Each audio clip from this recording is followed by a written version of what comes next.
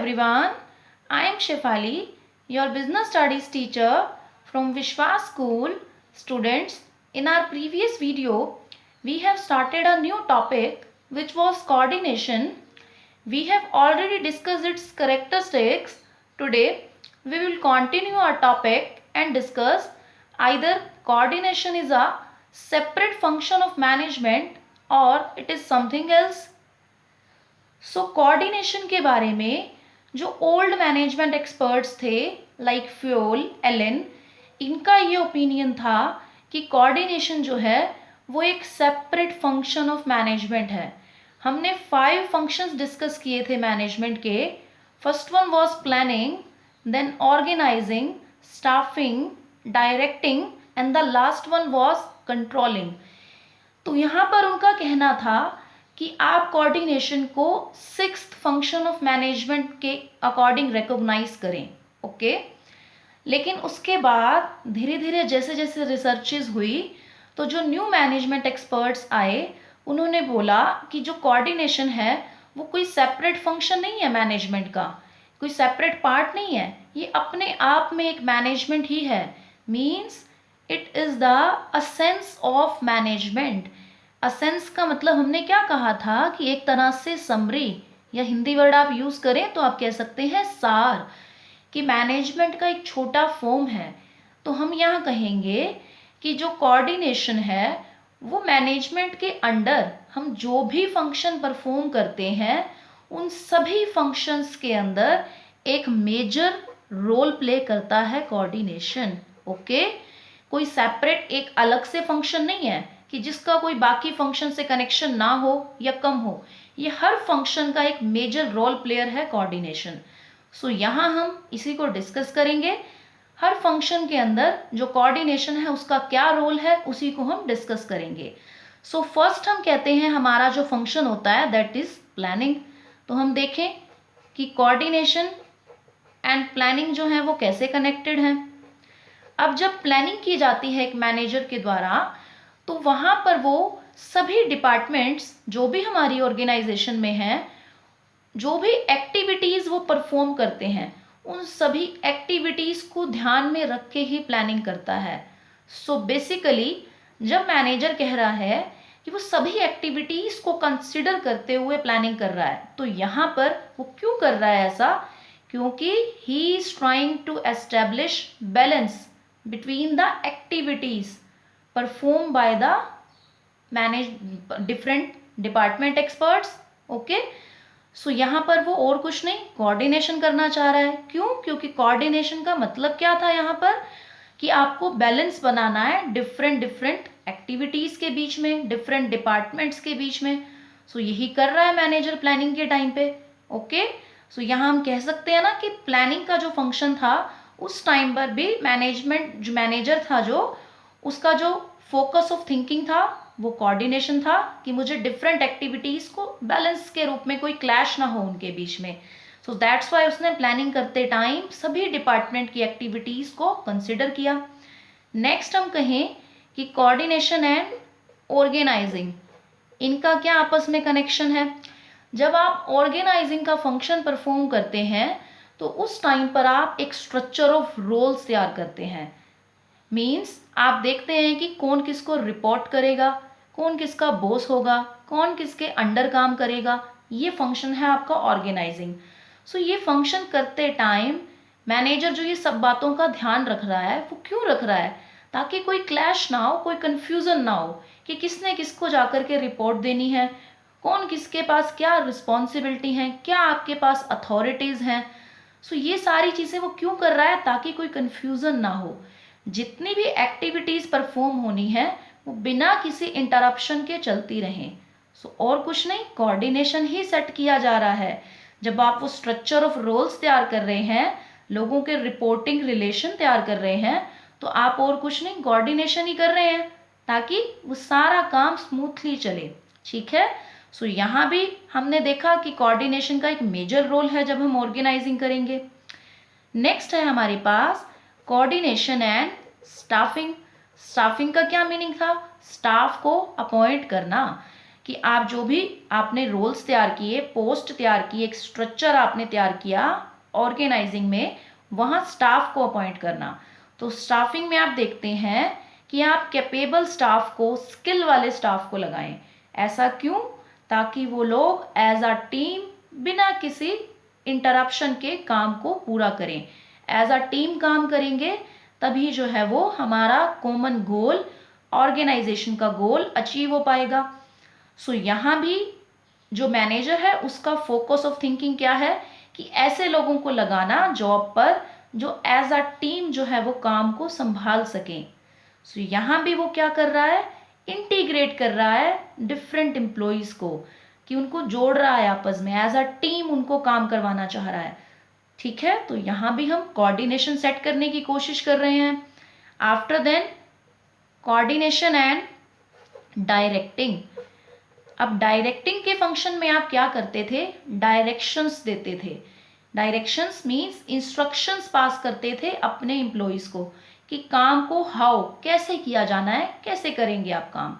सो यहाँ जो manager instructions पास करता है वो ये देखता है कि जो भी मैं इंस्ट्रक्शंस दूंगा उनका कोई एडवर्स इफेक्ट ना हो किसी एम्प्लॉय पर, क्योंकि अगर ऐसा होगा तो वो काम को जो है वो ठीक ढंग से नहीं करेगा। ठीक है, वो अपनी अलग ही डायरेक्शन में चला जाएगा। सो इससे क्या होगा, आपका गोल अचीव नहीं हो पाएगा। आपने ये देखना है, ये इंश्योर करना है कि जो भी इंस्ट्रक्शंस आप पास करें उसका इफेक्ट क्या आ रहा है लोगों पर, ये देखता है मैनेजर। तो ये देखना उसका अपने आप में क्या है, कोऑर्डिनेशन है, कि वो ये यहाँ पर इंश्योर करना चाह रहा है कि मैं जो भी डायरेक्शंस पास करूँगा वो पॉजिटिव इफेक्ट दें एम्प्लॉयज़ को, ताकि वो एक कॉमन डायरेक्शन में काम जो है वो काम को जो है वो करते रहें, काम हमारा रन हो। ओके, तो वो इंश्योर कर रहा है कि मेरे जो काम करने वाले लोग हैं उनके ऊपर पॉजिटिव इफेक्ट रहेगा, तभी वो बिना किसी क्लैश क्रिएट किए, बिना कोई कंफ्यूजन क्रिएट किए काम को करेंगे। ओके, तो यहाँ भी हम कोऑर्डिनेशन ही इंश्योर कर रहे हैं। After then coordination and controlling. अब यहाँ आप क्या कर रहे हैं, कंट्रोलिंग में आप चाहते हैं कि जो भी आपने एक्सपेक्टेड या डिज़ायर्ड रिजल्ट सोचे थे वो आपको अचीव हो जाएं। सो यहाँ कोऑर्डिनेशन आपको कैसे हेल्प करता है कि आपके पास जो भी रिसोर्सेज अवेलेबल हैं उन रिसोर्सेज को और जो ह्यूमन एफर्ट्स होते हैं उनको आपस में जो है वो कनेक्ट कर देता है। तो उनको कनेक्ट करने से आपका जो भी एक्चुअल रिजल्ट आएगा वो वही आएगा जैसा आपने प्लान किया था। ओके, तो उनको इस वे से कनेक्ट करना, रिसोर्सेज को और ह्यूमन एफर्ट्स को, ताकि आप अपने प्लान्ड ऑब्जेक्टिव को या डिज़ायर्ड रिजल्ट को अचीव कर पाएँ वेरी इजीली। ओके, सो यहाँ हमने ये डिस्कस किया कि जो भी फंक्शन आप परफॉर्म करेंगे वो बिना कोऑर्डिनेशन के आप कर ही नहीं पाएंगे। So there is a major role of coordination in each and every function of management. Okay, so we can call it the essence of management, कि management की एक summary है, उसका छोटा रूप है ये coordination. Okay, after then we can say कि coordination is needed at all levels of management. हमने मैनेजमेंट के 3 लेवल्स डिस्कस किए थे, टॉप, मिडिल एंड लो। यहाँ पर हमने कहा था कि टॉप लेवल पर जो सीईओ हैं, ऑनर्स हैं, ये सब होते हैं। मिडिल लेवल पर डिपार्टमेंटल मैनेजर्स काम करते हैं और लो लेवल पर जो है वो वर्कर्स होते हैं जो काम को करते हैं और उनका जो सुपीरियर होगा, यानी जैसे कुछ लोगों की टीम है उनका एक बॉस हो गया जो उनको काम के बारे में कुछ इंस्ट्रक्शंस देगा। सो इन तीनों ही लेवल्स पर आपको कोऑर्डिनेशन की इक्वली नीड है।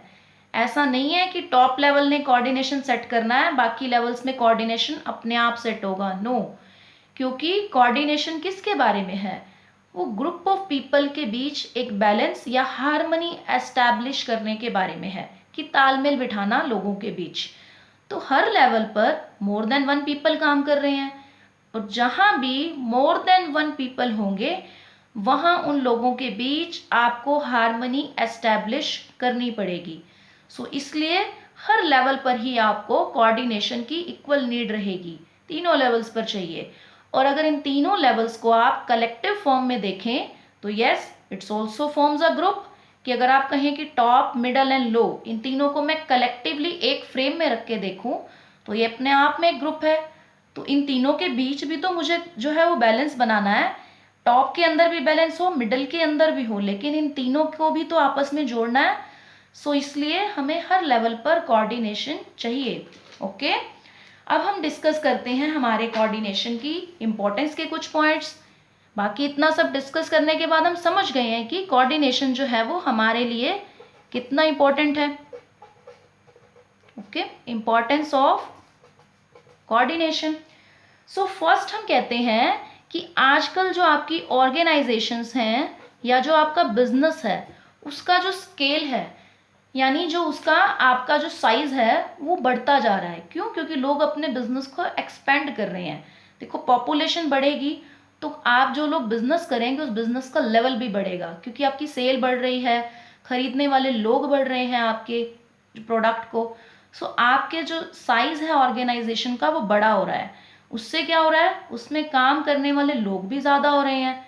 जितने ज़्यादा लोग उतना ज़्यादा आपके लिए ये डर कि लोग अगर एज अ टीम काम ना करें तो आपकी ऑर्गेनाइजेशन रन नहीं करेगी स्मूथली, क्योंकि सबका अपना अपना different way of doing work है, टॉलरेंस लेवल है सबका अलग, और काम करने के पीछे, जॉब करने के पीछे सबका एक अलग अलग रीज़न है। कोई मनी के लिए काम कर रहा है, कोई पोजीशन के लिए काम कर रहा है। तो उन सबको जो है वो इस तरह से हम इन्फ्लुएंस करें कि हमारा जो काम है वो एज अ टीम वो लोग पूरा करें, उनके बीच हारमनी एस्टेब्लिश हो सके। तो वो काम कौन करता है? कोऑर्डिनेशन करता है, ताकि आपका ऑर्गेनाइजेशन का साइज चाहे बड़ा हो बट काम करने वाले लोगों के बीच बैलेंस हो, हारमनी हो, ताकि आप अपना ऑब्जेक्टिव अचीव कर पाए। आफ्टर देन हम कहते हैं फंक्शनल डिफरेंस। फंक्शनल डिफरेंस कहता है आपको कि जो आपके जो डिपार्टमेंट्स होते हैं ना, जिनके अलग अलग फंक्शन होते हैं, उस बात को ये फंक्शनल डिफरेंस बोल रहा है कि एक फंक्शन को पूरा करने के लिए एक अलग डिपार्टमेंट होगा। मतलब यहाँ पर कि जैसे एक प्रोडक्शन का आप एक काम परफॉर्म करते हैं, फंक्शन है आपके पास कि आपने प्रोडक्शन करनी है, तो प्रोडक्शन का एक अलग डिपार्टमेंट है। ठीक है, सेल का काम करने के लिए सेल का अलग से डिपार्टमेंट है। इस तरह से आपके पास हर काम को करने के लिए अलग अलग डिपार्टमेंट्स हैं। सो ये सारे डिपार्टमेंट्स आते हैं कि हम अपने अकॉर्डिंग काम करते रहें, हमें टोटल वर्क या टोटल जो है ना मेन ऑब्जेक्टिव से हमारा लिंक ना हो। प्रोडक्शन वाला सोचता है मैं अपनी स्पीड से प्रोडक्शन करूं, सेल वाला अपने अकॉर्डिंग सेल ऑर्डर लेना चाहता है। हर डिपार्टमेंट ना अपने प्रॉफिट के लिए काम करना चाहता है। क्यों? क्योंकि ना हर डिपार्टमेंट का एक मैनेजर होता है जो उसको रन कर रहा है। तो वो मैनेजर सोचता है कि मेरा डिपार्टमेंट सबसे आगे निकल जाए, मेरा डिपार्टमेंट प्रॉफिटेबल रहे, मुझे नहीं लेना देना बाकी डिपार्टमेंट से। लॉजिकल भी है ये बात, लेकिन अगर ऐसा हम करते रहे तो हम ऑर्गेनाइजेशन को जो कॉमन गोल है वो कैसे अचीव करेंगे? क्योंकि होगा क्या इससे? प्रोडक्शन वाला ये सोच रहा है कि मैं प्रॉफिटेबल रहूं, वो कॉस्ट जो है वो कट करने में लगा हुआ है, हो सकता है क्वालिटी खराब हो जाए। सेल वाला ऑर्डर्स लिए जा रहा है, सेल ऑर्डर्स, पीछे से अगर माल ही तैयार नहीं है आपके पास अगर, तो कैसे होगा? सो इन सारे डिपार्टमेंट को एक कॉमन प्लेटफॉर्म पे लाना होगा, तो वो काम जो है वो कोऑर्डिनेशन करती है। तो ये इंपॉर्टेंट है, इसकी इंपॉर्टेंस हो गई मेन कि जो फंक्शनल डिफरेंसेस हैं जो मैंने बात की अभी कि हर डिपार्टमेंट अपने अकॉर्डिंग चल रहा है, उन डिफरेंसेस को ख़त्म कर देती है कोऑर्डिनेशन, उनको एक कॉमन प्लेटफॉर्म पर ले आती है। आफ्टर देन हमारे पास होता है स्पेशलाइजेशन। अब क्या होता है ये स्पेशलाइजेशन? स्पेशलाइजेशन का मतलब क्या होता है कि किसी एक काम में आप अपनी जो है ना वो स्किल, निपुणता क्रिएट कर लें। एक काम, एक इंसान कहे कि मैं इस काम में एकदम एक्सपर्ट हूँ, मैं इस काम को बहुत एफिशिएंटली पूरा कर सकता हूँ। ओके, होते हैं लोग। यहाँ पर अब क्या हम एग्जाम्पल लेके देखें अगर, कि क्या किया जाता है स्पेशलाइजेशन में, कि एक काम को छोटे छोटी एक्टिविटीज में डिवाइड कर दिया जाता है। ओके, जैसे कि एक सपोज करो गारमेंट की मैन्युफैक्चरिंग की कोई फैक्ट्री है, जहाँ पर सपोज जीन्स को जो है वो बनाने का, जो जीन्स पैंट हम पहनते हैं उसको बनाने का काम चलता है। ओके, तो वहाँ पर उसको एक ही पर्सन नहीं तैयार करेगा। क्या होता है, वहाँ छोटे छोटे टास्क होते हैं, जैसे कि जो पूरा कपड़े का थान आने वाला है उसको एक पर्सन जीन्स की जो शेप देनी है आपने उस शेप में उसको कट करेगा उस क्लॉथ को, दूसरा पर्सन उसको स्टिच करेगा, तीसरा पर्सन उस पर बटन्स लगाएगा, उससे जो नेक्स्ट पर्सन होगा वो उनको प्रेस करेगा, उससे नेक्स्ट पर्सन पैकिंग का काम करेगा।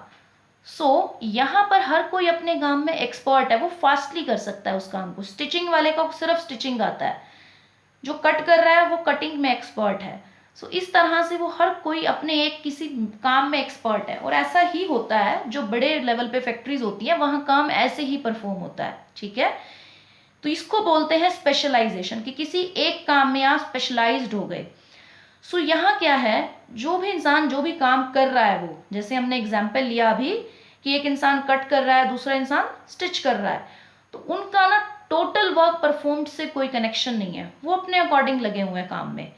कि जो कट कर रहा है वो कट करता जा रहा है, उसको नहीं मतलब कि स्टिच कितनी हो चुकी है, वो अपने अकॉर्डिंग कर रहा है काम। स्टिच करने वाला है वो अपने अकॉर्डिंग स्टिच करे जा रहा है चीज़ों को। यहाँ क्या हो रहा है कि काम जो है वो हर कोई अपने हिसाब से करे जा रहा है। अगर ऐसा होगा जो टोटल वर्क परफॉर्म होना है वो डिस्टर्ब हो जाएगा, वो उस तरह से परफॉर्म नहीं हो पाएगा। आपको करना क्या होगा, इन लोगों के एफर्ट्स को आपस में कनेक्ट करना होगा, ताकि ये लोग समझ के एक दूसरे के काम को अपना काम परफॉर्म करें, ठीक है।